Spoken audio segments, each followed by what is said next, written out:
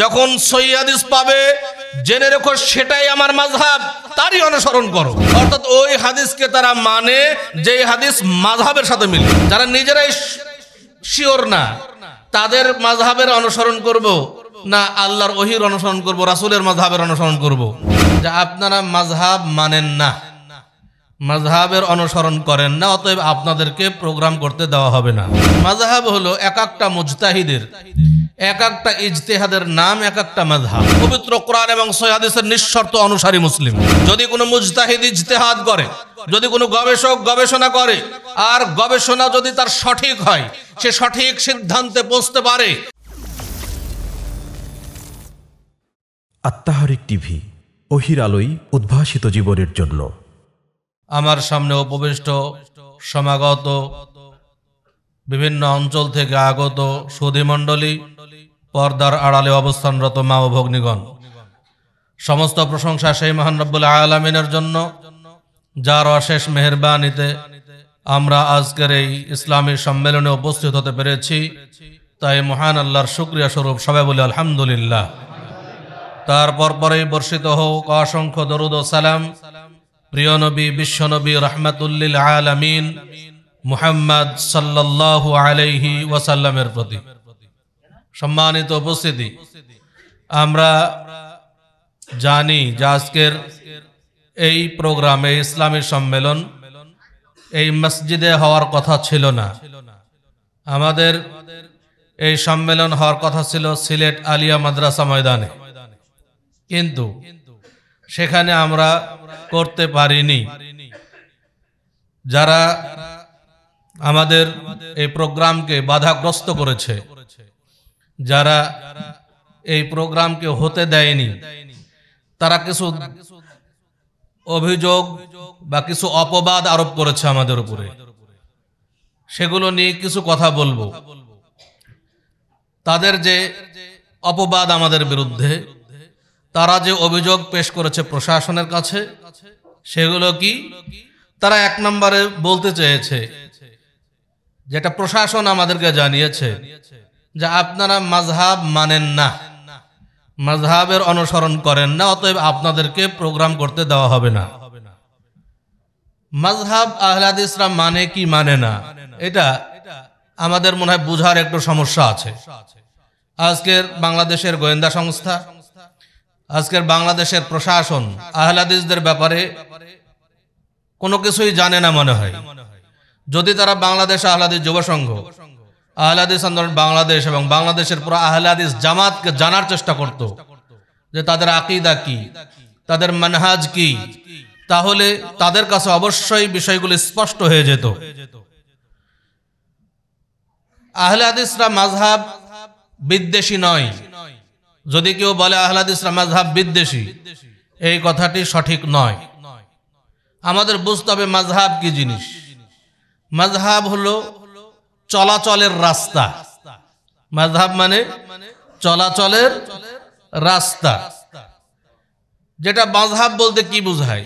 মাযহাব হলো এক একটা মুজতাহিদের, এক একটা ইজতিহাদের নাম, এক একটা মাযহাব। যুগে যুগে বহু মুজতাহিদ এসেছেন। মুজতাহিদ মানে গবেষক, যারা ইসলাম নিয়ে গবেষণা করেছেন, তারা যেই গবেষণা রেখে গেছেন, তাদের এক একটা গবেষণাকে এক একটা মাযহাব বলা হয়। এই মাযহাবকে আমরা দুই ভাগে ভাগ করতে পারি। এক, চলাচলের পথ, যেটা আল্লাহর ওহী প্রদত্ত সরাসরি, সেটা হলো মাযহাবুর রাসূল সাল্লাল্লাহু আলাইহি ওয়াসাল্লাম, যেখানে ইজতিহাদ করতে হয়নি, যেখানে ইজতিহাদ করার প্রয়োজন হয়নি। ইসলামের যাবতীয় বিধান আল্লাহ তাআলা নবী মুহাম্মদ সাল্লাল্লাহু আলাইহি ওয়াসাল্লামের উপরে ওহী মারফত নাজিল করেছেন সরাসরি। যা নাজিল করা হয়েছে, যেভাবে বলা হয়েছে সেভাবে পালন করেছেন। এটা হচ্ছে মাযহাবুর রাসূল সাল্লাল্লাহু আলাইহি ওয়াসাল্লাম, রাসূল সাল্লাল্লাহু আলাইহি ওয়াসাল্লামের মাযহাব। আর আরেকটা হলো রাসূলুল্লাহ সাল্লাল্লাহু আলাইহি ওয়াসাল্লামের মৃত্যুর পরে যুগে যুগে বড় বড় মুজতাহিদ এসেছেন, বড় বড় ইসলামের গবেষক এসেছেন, যারা ইসলামকে নিয়ে গবেষণা করেছেন। তারা যেই গবেষণাগুলো রেখে গেছেন, সেগুলোকে এক একটা মাযহাব বলা হয়। অতএব মাযহাব শুধু বাংলাদেশের প্রচলিত এই চারটি মাযহাবই নয়, বরং মাযহাব বহু রয়েছে পৃথিবীতে। যত গবেষক তত মাযহাব। এখন আমাদের কাছে প্রশ্ন, আপনাদের কাছে, আপনার বিবেকের কাছে আমার প্রশ্ন হলো যে আমাদের কোন মাযহাব অনুসরণ করা উচিত? আমরা কোন মাযহাবের অনুসরণ করব? আমরা সরাসরি ওহী যার কাছে নাজিল হয়েছে, যেখানে ইজতিহাদ করার কোনো প্রয়োজন হয় নাই, আল্লাহ তাআলা সরাসরি বিধান নাজিল করলেন এবং জিবরিল আলাইহিস সালাতু ওয়াস সালামের মাধ্যমে সেই ওহী জানিয়ে দিলেন, বুঝিয়ে দিলেন কিভাবে এই ওহী বাস্তবায়ন হবে, সেই মাযহাবের অনুসরণ করব? নাকি পরবর্তী যুগে যারা নিজেরা গবেষণা করেছেন, যারা নিজেদের গবেষণার উপরে 100% শিওর ছিলেন না যে তার গবেষণা সঠিক হলো কিনা, যারা নিজেরাই শিওর না, তাদের মাযহাবের অনুসরণ করব না আল্লাহর ওহীর অনুসরণ করব, রাসূলের মাযহাবের অনুসরণ করব? আমাদের অনুসরণ করতে হবে রাসূলের মাযহাব, মাযহাবুর রাসূল সাল্লাল্লাহু আলাইহি ওয়াসাল্লাম। আমরা আহলে হাদিস আন্দোলন বাংলাদেশ আহলে যুব সংঘ, আমাদের এই স্লোগানে আমরা দিচ্ছি যে আমাদের ইমাম নবী মুহাম্মদ সাল্লাল্লাহু আলাইহি ওয়াসাল্লাম। আমরা কার কোন মাযহাবের অনুসরণ করি? সরাসরি রাসূলুল্লাহ সাল্লাল্লাহু আলাইহি ওয়াসাল্লামের মাযহাবের অনুসরণ করি। এই জন্য আগে থেকে আহলে হাদিসরা নিজেদেরকে মুহাম্মাদি পরিচয় দিত। আগের পরিচয় কি ছিল? আমরা হলাম মুহাম্মাদি। এখন আমরা আহলুল হাদিস পরিচয় দেই, এটা আমাদের আদর্শিক পরিচয়। আহলে হাদিস পরিচয় দেওয়াটা এটা আদর্শিক পরিচয়। কারণ কি, বর্তমান বাংলাদেশের মুসলিমের দিকে যদি লক্ষ্য করেন তো দেখবেন যে একদল মুসলিম রয়েছে শিয়া, যারা নিজেদেরকে মুসলিম দাবি করে অথচ তারা পবিত্র কোরআন মাজিদকে বিশ্বাস করে না। তারা নবী মুহাম্মদ সাল্লাল্লাহু আলাইহি ওয়াসাল্লামের কাছে ওহী এসেছে ভুল করে, আর ওহী আসার কথা ছিল আলী রাদিয়াল্লাহু তাআলার কাছে, এই আকীদায় বিশ্বাসী। যারা আয়েশা রাদিয়াল্লাহু তাআলা আনহাকে জিনাকার বলে আখ্যায়িত করে, যারা সাহাবায়ে কেরামকে মুনাফিক বলে দাবি করে, এই সমস্ত এরাও তো নিজেদেরকে মুসলিম দাবি করছে। আবার যারা কাদিয়ানী পরিচয় দিচ্ছে, যারা কাদিয়ানীরা নিজেদেরকে মুসলিম দাবি করছে অথচ নবী মুহাম্মদ সাল্লাল্লাহু আলাইহি ওয়াসাল্লামকে শেষ নবী বিশ্বাস করে না। আমাদের দেশের সবচেয়ে অধিক সংখ্যক মানুষ হলো সুফি সম্প্রদায়ের মানুষ, সুফি আকীদার মানুষ, যাদের সবচাইতে ভয়ঙ্কর আকীদা হলো আল্লাহ মুহাম্মদ, মুহাম্মাদি আল্লাহ, নাউজুবিল্লাহ। এই জন্যই আমাদের দেশে মিলাদ মাহফিল হচ্ছে। এই মিলাদ মাহফিল বলা হচ্ছে ওহ জো মুস্তাবি আরশতা খুদা হোকার উতার পড়া है মদিনা में মুস্তাফা হোকার। আল্লাহ আরশের অধিপতি যিনি আল্লাহ ছিলেন, তিনি মুস্তাফা রূপে মদিনায় অবতীর্ণ হলেন, নাউজুবিল্লাহ। তাহলে এই সমস্ত মানুষ সবাই নিজেদেরকে বলছে যে আমরা মুসলিম, এবং তারাই বলছে যে আমরা হলাম সুন্নি, আমাদেরকে তারা বিদআতি মনে করছে। তাহলে একজন শিয়া যখন নিজেদেরকে মুসলিম পরিচয় দেয়, একজন কাদিয়ানী যখন নিজেদেরকে মুসলিম পরিচয় দেয়, একজন সুফি নবী মুহাম্মদ সাল্লাল্লাহু আলাইহি ওয়াসাল্লামকে আল্লাহ দাবি করার পরেও যদি নিজেদেরকে মুসলিম দাবি করে, একজন কবরে সিজদা করছে, কবরের নিকটে গিয়ে সন্তান চাচ্ছে, সেও বলছে যে আমি মুসলিম। এখানে আমাদের আদর্শিক পরিচয় হলো আমরা হলাম আহলুল হাদিস। আমরা শিয়া মুসলিম নই, আমরা কাদিয়ানী মুসলিম নই, আমরা সুফি মুসলিম নই, আমরা হলাম আদর্শিক পরিচয়, আমরা আহলুল হাদিস, একমাত্র পবিত্র কোরআন এবং সহিহ হাদিসের নিঃশর্ত অনুসারী মুসলিম। সম্মানিত উপস্থিতি, আমরা এই মুসলিম। আমরা এই জন্য আমাদের ইমাম হচ্ছেন নবী মুহাম্মদ সাল্লাল্লাহু আলাইহি ওয়াসাল্লাম। আমরা রাসূলুল্লাহ সাল্লাল্লাহু আলাইহি ওয়াসাল্লামের মাযহাবের অনুসরণ করি। আচ্ছা, মনে করেন যারা হানাফি মাযহাবের অনুসরণ করছি, যারা শাফিঈ মাযহাবের অনুসরণ করছি, ইমাম আবু হানিফা রাহিমাহুল্লাহর শাগরেদ আরো দুইজন ছিলেন। তারা কে? ইমাম আবু ইউসুফ এবং মুহাম্মদ ইবনে হাসান আশ-শাইবানী রাহিমাহুল্লাহ। তারা দুইজন শাগরেদ। আচ্ছা, আপনার বিবেক কি বলবে? যারা মাযহাবের অনুসরণ করেন তাদেরকে যদি বলি যে ইমাম আবু হানিফাকেও আপনি পাচ্ছেন, ইমাম আবু ইউসুফকেও পাচ্ছেন, তা আপনি কি ইমাম আবু ইউসুফের অনুসরণ করবেন না আবু হানিফা রাহিমাহুল্লাহর অনুসরণ করবেন? সরাসরি কার অনুসরণ করবে? তারা ইমাম আবু হানিফার।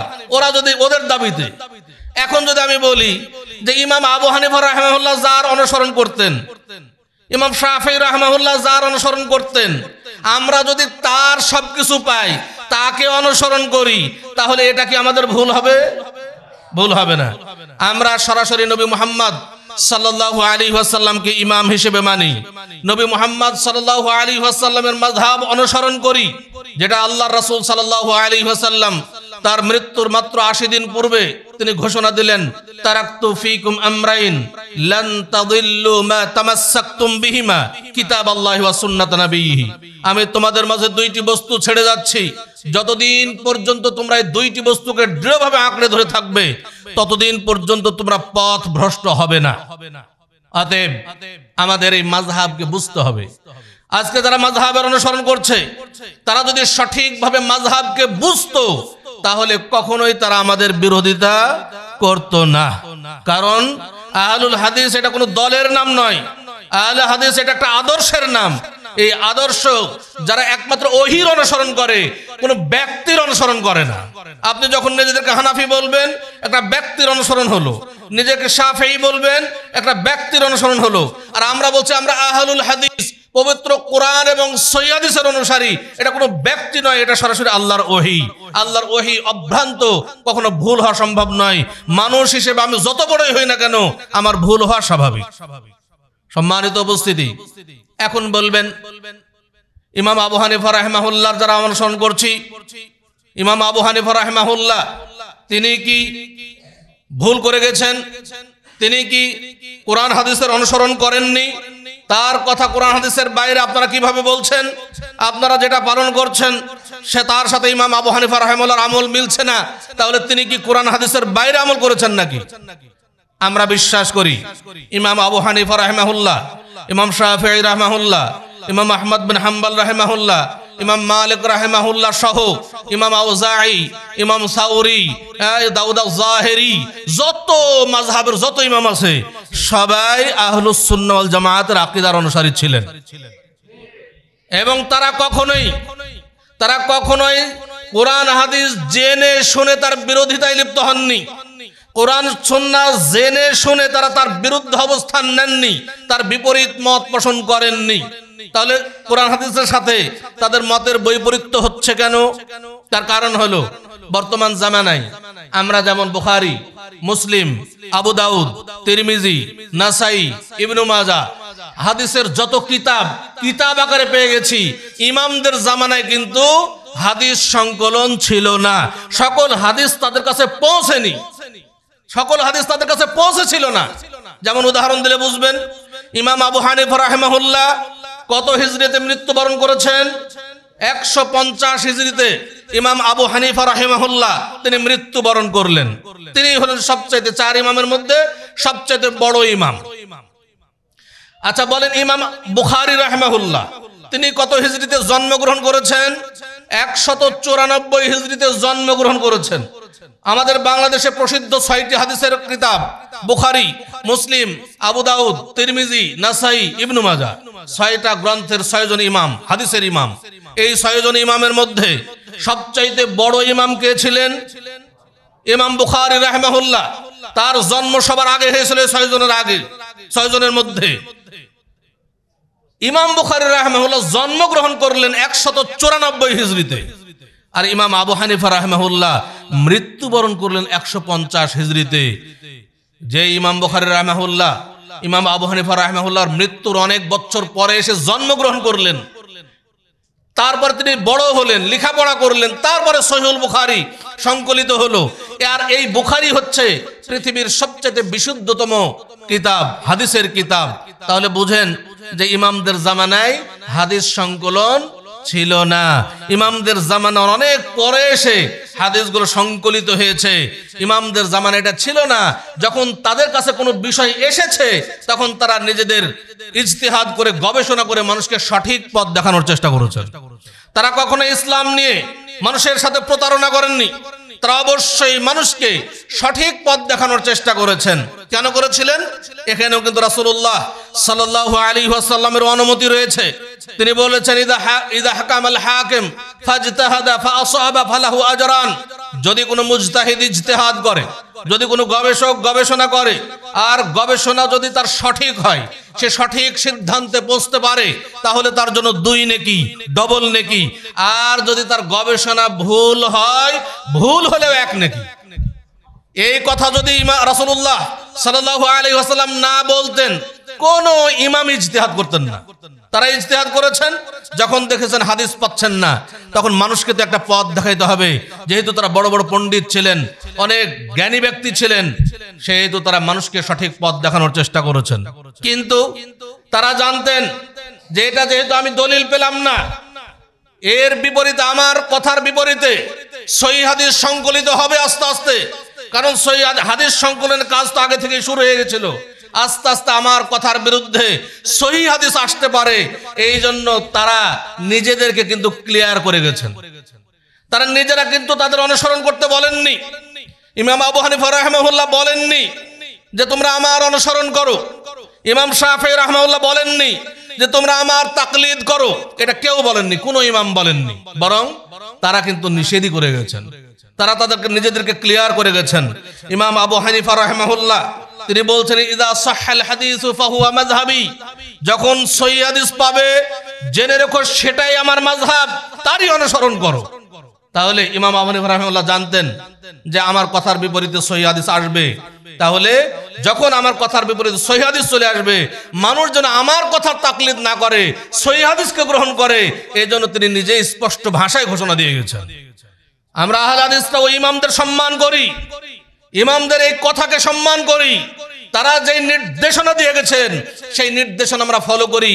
এই জন্য ইমামদের বক্তব্যকে আমরা সম্মানের সাথে গ্রহণ করি। কিন্তু তার যে কথাটি পবিত্র কোরআন এবং সহিহ হাদিসের বিপরীত হয়ে যায়, সেই কথা আমরা গ্রহণ না করে কোরআন এবং সহিহ হাদিস যেটা আল্লাহর ওহী, সেটাকেই আমরা প্রাধান্য দেই। এখানে তাদের সাথে আমাদের মৌলিক পার্থক্য। আমরা মাযহাবকে যাচাই করি হাদিসের মানদণ্ডে, অর্থাৎ মাযহাবের ওই মাসআলাকে আমরা মানি যেই মাসআলা হাদিসের সাথে মিলে। আর যারা প্রচলিত বর্তমান জামানায় যারা এই মাযহাবের অনুসরণ করছি, তাকলিদ করছি, তারা হাদিসকে যাচাই করে মাযহাবের মানদণ্ডে, অর্থাৎ ওই হাদিসকে তারা মানে যেই হাদিস মাযহাবের সাথে মিলে। এখানে তাদের সাথে আমাদের মৌলিক পার্থক্য। অতএব আমরা কোন ব্যক্তির কথাকে প্রাধান্য দিব না আল্লাহর ওহীকে প্রাধান্য দিব? এটা যদি আমরা মুসলিম হিসেবে আমাদের এই বিশ্বাস পোষণ করতে হবে, কারণ আল্লাহর ওহী এটা অভ্রান্ত, ভুল হওয়ার সম্ভাবনা নাই। কিন্তু ইমাম আবু হানিফা রাহিমাহুল্লাহ, ইমাম শাফিঈ রাহিমাহুল্লাহ, ইমাম আহমদ বিন হাম্বল রাহিমাহুল্লাহ, তারা যে কোনো সময় ভুল করতে পারে এবং তারা যে ভুল করবে এটা তারা নিজেরাই ক্লিয়ার করে গেছে। এই জন্য ইমাম আবু হানিফা রাহিমাহুল্লাহ আরো বলছেন, তিনি বলছেন, লা ইয়াহিল্লু লিআহাদিন আন ইয়াখুযা বিকাউলিনা মা লাম ইয়ালাম মিন আইনা আখাযনাহু। বলছেন যে কোনো ব্যক্তির জন্য এটা হালাল নয়, বৈধ নয় যে আমার কোনো কথাকে সে গ্রহণ করবে যতক্ষণ পর্যন্ত আমি কোথা থেকে, কোন দলিলের ভিত্তিতে কথাটি নিয়েছি সেই দলিল না জানবে, কোথা থেকে এটা আমি গ্রহণ করলাম সেটা না জানা পর্যন্ত আমার কথাকে চোখ বুজে গ্রহণ করা বৈধ নয়। ইমাম আবু হানিফা রাহিমাহুল্লাহ বলছেন যে হারামুন আলা মান লাম ইয়ারিফ দালিলি আন ইফতিয়া বিকালামি। বলছেন যে আমার কথা আমি যেই কথা বলেছি, যেই ফতোয়া দিয়েছি, সেই ফতোয়া কোন দলিলের ভিত্তি দিয়ে দিয়েছি এই দলিল না জানা পর্যন্ত আমার শুধুমাত্র কথার ভিত্তিতে ফতোয়া দেওয়া হারাম তার জন্য। তাহলে দেখুন ইমামরা কিভাবে কোরআন হাদিসকে প্রাধান্য দিয়েছেন। ইমাম আবু হানিফা রাহিমাহুল্লাহ একদা তার প্রধান শিষ্য আবু ইয়াকুব অর্থাৎ ইউসুফ কে তিনি বলছেন, লা তাকতুব কুল্লামা তাসমা মিন্নি, এই আমি যা বলি তা যা শোনো আমার থেকে তোমরা, তার সব কিছুই তুমি লিখে রেখো না। ফা ইন্নী ক্বাদ আরার রা'য়াল ইয়াউম ওয়া আতরুকুহু গাদান, কারণ আজকে আমি যেই মত গ্রহণ করি, যেই মত দেই, কালকে সেই মতকে আমি পরিবর্তন করি, ছেড়ে দেই। ওয়া আরার রা'য়া গাদান ওয়া আতরুকুহু বা'দা গাদিন, আর কালকে যে মত আমি গ্রহণ করি পরশু সেটা আমি পরিবর্তন করে দিই, ছেড়ে দেই। কারণ আজকে যে মত দিলাম, কালকে যদি দেখি যে আমার মতের বিপরীতে সহিহ হাদিস এসেছে, তাহলে আমার মতকে প্রত্যাখ্যান করে আবার সহিহ হাদিসকে গ্রহণ করি। কালকে যে মত দেব তার বিপরীতে যদি পরশুদিন আমি সহিহ হাদিস পেয়ে যাই, তাহলে সেই সহিহ হাদিসকে গ্রহণ করব, আমার মতকে আমি পরিবর্তন করে দেই। ইমাম আবু হানিফা রাহিমাহুল্লাহ নিজেদেরকে ক্লিয়ার করে গেছেন। ইমাম আবু হানিফা রাহিমাহুল্লাহ তিনি আরো বলছেন, ইদা কুলতু কাওলান ইউখালিফু কিতাব আল্লাহ ওয়া খাবরার রাসূল সাল্লাল্লাহু আলাইহি ওয়াসাল্লাম যদি আমি কোনো কথা বলি যেটা আল্লাহর রাসূল সাল্লাল্লাহু আলাইহি ওয়াসাল্লামের হাদিস এবং আল্লাহর কিতাব কোরআনের বিপরীত হয়, ফাতরুকু কওলি, তাহলে তোমরা আমার কওলকে, আমার কথাকে ছেড়ে দাও, বরং কোরআন এবং সহিহ হাদিসকে গ্রহণ করো। এটা ইমামদের বক্তব্য, আমরা কিন্তু তাই করছি। ইমাম মালিক রাহিমাহুল্লাহ তিনি বলছেন, ইন্নামা আনা বাশারুন, নিশ্চয় আমি মানুষ, আখতাউ ওয়া আসিব, আমি ভুলও করি আবার সঠিকও করি। কোন কোন মাসালায় ভুল ফতোয়া দিয়ে দিই, ভুল হয়ে যায়, আবার কোনটা সঠিকও হয়। ফানজুরু ফি রাই, অতএব তোমরা আমার মতকে দেখো। ফাকুল্লু মা ওয়াফাকাল কিতাব ওয়াস সুন্নাহ ফাখুযু, অতএব আমার যেই মত কোরআন এবং সুন্নাহর অনুকূলে হবে, কোরআন এবং সুন্নাহর সাথে মিলে যাবে, সেটাই তোমরা গ্রহণ করো। ওয়াকুল্লু মা লাম ইওয়াফিক ফাতরুকু, আর যেটা কোরআন হাদিসের সাথে মিলবে না, কোরআন হাদিসের বিপরীত হয়ে যাবে, সেটা তোমরা ছেড়ে দাও। ইমাম মালিক রাহিমাহুল্লাহ বলছেন। ইমাম শাফিঈ রাহিমাহুল্লাহ বলছেন, ইযা সাহহাল হাদিসু ফাহুয়া মাযহাবি, যখন সহিহ হাদিস পাবে জেনে রাখো সেটাই আমার মত। আযরিবু বিকওলি আল হায়েতা, অতএব যখন তোমরা সহিহ হাদিস পাবে, তখন আমার কথার বিপরীতে যদি সহিহ হাদিস চলে আসে, আমার কথাকে দেয়ালে ছুঁড়ে মারো। কত কঠোর ছিলেন তারা কোরআন হাদিস মানার ক্ষেত্রে। অতএব তিনি আরো বলছেন, ইদা ওয়াজাদতুম ফি কিতাবি খিলাফা সুন্নাত রাসূলিল্লাহ সাল্লাল্লাহু আলাইহি ওয়াসাল্লাম, যদি আমার কোন কিতাবে আল্লাহর রাসূল সাল্লাল্লাহু আলাইহি ওয়াসাল্লামের সুন্নাতের বিপরীত কিছু পাও, ফাকুলু বিসুন্নাত রাসূলিল্লাহ সাল্লাল্লাহু আলাইহি ওয়াসাল্লাম, তাহলে তোমরা আল্লাহর রাসূল সাল্লাল্লাহু আলাইহি ওয়াসাল্লামের সুন্নাত অনুযায়ী সেটা গ্রহণ করেই কথা বলো। ওয়া দাউ মা কুলতু, আর আমি যা বলেছি সেটাকে ছেড়ে দাও। আল্লাহর রাসূল সাল্লাল্লাহু আলাইহি ওয়াসাল্লাম যা বলেছেন তোমরা তাই গ্রহণ করো। তাহলে প্রত্যেকটা ইমামের বক্তব্য যদি আমরা দেখি, তাহলে বোঝা যাবে যে তারা নিজেরাই শিওর ছিলেন না যে তার কথাটা সঠিক। তারা নিজেরা জানতেন যে আমার কথার বিপরীতে সহিহ হাদিস আসবে, কারণ সহিহ হাদিস পাওয়ার পরে তারা কখনোই নিজের মত পোষণ করেননি। যখনই হাদিস পাননি তখনই নিজের মত পোষণ করেছেন, কিন্তু নিজের মতের বিপরীতে সহিহ হাদিসে আসার কথা তিনি বলে দিয়েছেন এবং সেটাই গ্রহণ করার কথা বলেছেন। আহলে হাদিস আন্দোলন বাংলাদেশ আহলে হাদিস যুব সংঘ সেই মেসেজটি নিয়েই কাজ করছে যে আসুন পবিত্র কোরআন এবং সহিহ হাদিসের আলোকে জীবন গড়ি। আমাদেরকে পবিত্র কোরআন এবং সহিহ হাদিসের আলোকে জীবন গড়তে হবে। আল্লাহ রাসূল সাল্লাল্লাহু আলাইহি ওয়াসাল্লাম যেভাবে দেখিয়ে দিয়েছেন সেভাবেই দিন পালন করতে হবে। ইসলাম মানুষের মন মতো পালন করার সুযোগ দেওয়া হয়নি, ইখতিয়ার দেওয়া হয়নি। ইসলাম আল্লাহর মনোনীত ধর্ম। ইসলামের বিধান চলবে আল্লাহর বিধান কোরআন অনুযায়ী এবং নবী মুহাম্মদ সাল্লাল্লাহু আলাইহি ওয়াসাল্লামের প্রদর্শিত পদ্ধতিতে ইসলাম চলবে। এটা কিন্তু আমাদের বুঝতে হবে। এটা না বোঝার কারণেই আমাদের এত সমস্যা। আজকে দেখা যাচ্ছে যে আমরা অনেক আমল আমাদের সমাজে করছি যেগুলো যুগ যুগ ধরে চলে আসছে, যুগ যুগ ধরে চলে আসছে, সেগুলোকে মানুষ সুন্নাত মনে করছে যে এগুলোই মনে হয় সুন্নাত। আর আমরা যেগুলো করছি তারা বলছে যে এটাই হলো বিদআত। এমন পর্যায়ে চলে গেছে এবং তাদের যে অভিযোগ আমাদের বিরুদ্ধে, অভিযোগের আরো একটু অভিযোগ তারা এটাও দিয়েছে যে যুগ যুগ ধরে চলে আসা রাসূলের সুন্নাতকে আহলে হাদিসরা নাকি অস্বীকার করে সমাজে ফিতনা সৃষ্টি করে। এটা তাদের অভিযোগ। যুগ যুগ ধরে চলে আসা সুন্নাত, আমি বলতে চাই যে যারা এই কথা বলছে তারা সুন্নাত এবং বিদআত বুঝে না। সুন্নাত এবং বিদআতকে বুঝতে হবে। সুন্নাত কি জিনিস আর বিদআত কি জিনিস? সুন্নাত হলো রাসূলুল্লাহ সাল্লাল্লাহু আলাইহি ওয়াসাল্লাম এর কথা, কর্ম এবং মৌন সম্মতি। রাসূল সাল্লাল্লাহু আলাইহি ওয়াসাল্লাম যা করেছেন আমি করব, এটা সুন্নাত। রাসূল সাল্লাল্লাহু আলাইহি ওয়াসাল্লাম যা করতে বলেছেন আমি করব, সেটা সুন্নাত।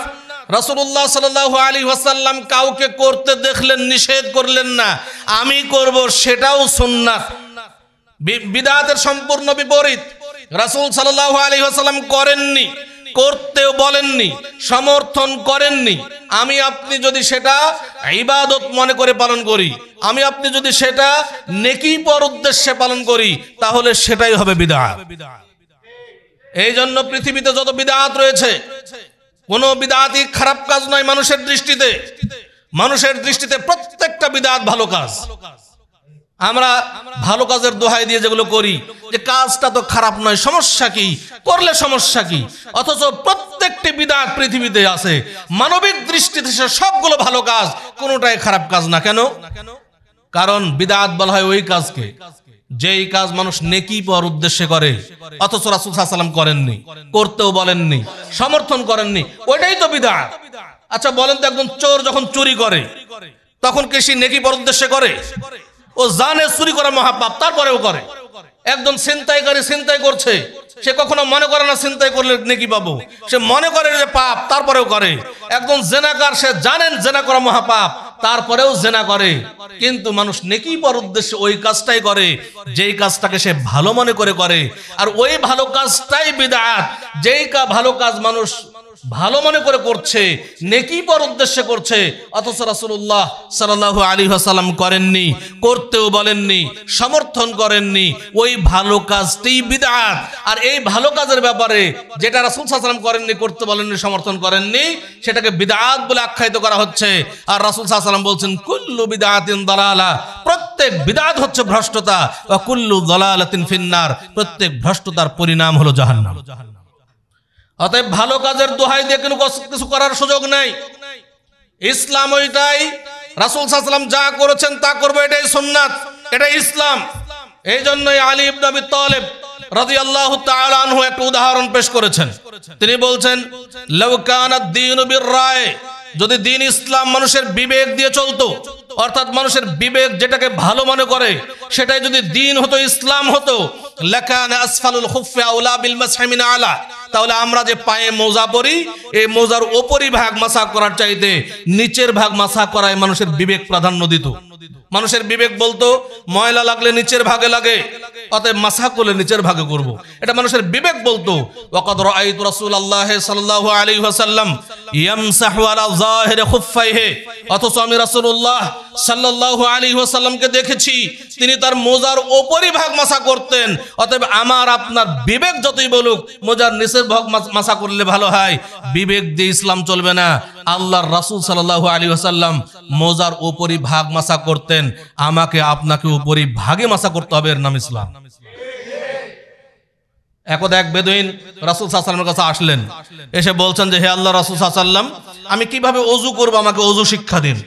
রাসূলুল্লাহ সাল্লাল্লাহু আলাইহি ওয়াসাল্লাম নিজেই ওযুর পানি নিলেন, ওযুর পানি নিয়ে ওযু করে দেখাচ্ছেন শেখানোর উদ্দেশ্যে। রাসূল সাল্লাল্লাহু আলাইহি ওয়াসাল্লাম যখন ওযু করলেন তখন তিনি তার ওযুর অঙ্গ প্রত্যঙ্গ তিনবার করে ধুয়ে ওযু করলেন। ওযু শেষ করার পরে রাসূলুল্লাহ সাল্লাল্লাহু আলাইহি ওয়াসাল্লাম বললেন, হাকাযাল ওযু, এইভাবেই ওযু করতে হয়। ফামান যাদা আলা হাদা, যে ব্যক্তি তার ওযুর অঙ্গ প্রত্যঙ্গ তিনবারের বেশি ধৌত করলো, ফাকাদ আসা, সে অন্যায় করলো, ওয়া তাআদ্দা, সীমালঙ্ঘন করলো, ওয়া যালামা, এবং জুলুম করলো। তিনবারের বেশি ওযুর অঙ্গ প্রত্যঙ্গ ধোয়া অন্যায়, সীমালঙ্ঘন, জুলুম বলেছেন কে? নবী মুহাম্মদ সাল্লাল্লাহু আলাইহি ওয়াসাল্লাম। এখন আমি আপনি যদি কেউ বলি তিনবারের বেশি 4 বার ধোবো, 5 বার ধোবো, 10 বার ধোবো, যত বেশি ধোবো তত বেশি তো পরিষ্কারই হবে। তো বেশি পরিষ্কার করা খারাপ কাজ নাকি? এটা তো ভালোই কাজ, সমস্যা কোন জায়গায়? এই বলে আপনি 8-10 বার যদি ধোয়া শুরু করেন, আপনার ওযু হবে, ইসলাম টিকবে? টিকবে না। অতএব ভালো কাজ করলে সমস্যা কি? এর নাম ইসলাম নয়। ইসলাম ওইটাই যেটা নবী মুহাম্মদ সাল্লাল্লাহু আলাইহি ওয়াসাল্লাম করেছেন, করতে বলেছেন, সমর্থন করেছেন, সেটাই হচ্ছে ইসলাম। এটা আমাদের বুঝতে হবে।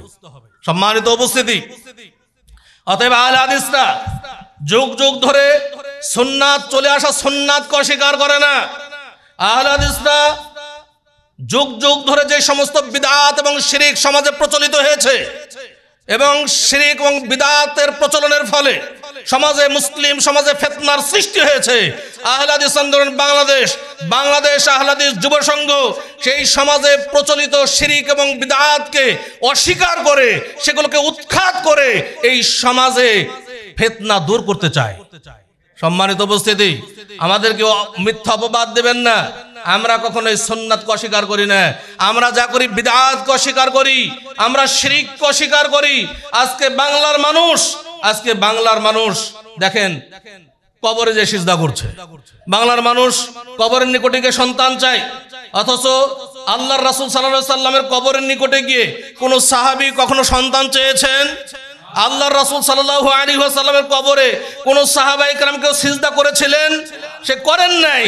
তাহলে আমরা তো ওইটাই বলছি যে রাসূল সাল্লাল্লাহু আলাইহি ওয়াসাল্লাম পৃথিবীর সর্বত্র নিকৃষ্ট মানুষ, তার চাইতে তোমার পীর বাবা কত মর্যাদাবান হলো যে তাকে সিজদা করতে হবে, আর তার কি ক্ষমতা আছে যে সেই সন্তান নিয়ে এসে দিবে? এটা তো কখনো সম্ভব নয়। অতএব আমাদের বিবেক দিয়ে চিন্তা করতে হবে, আমাদের বিবেককে জাগ্রত করতে হবে। আজকে এই সমস্ত বিনা পুঁজির ব্যবসা শুরু করেছে।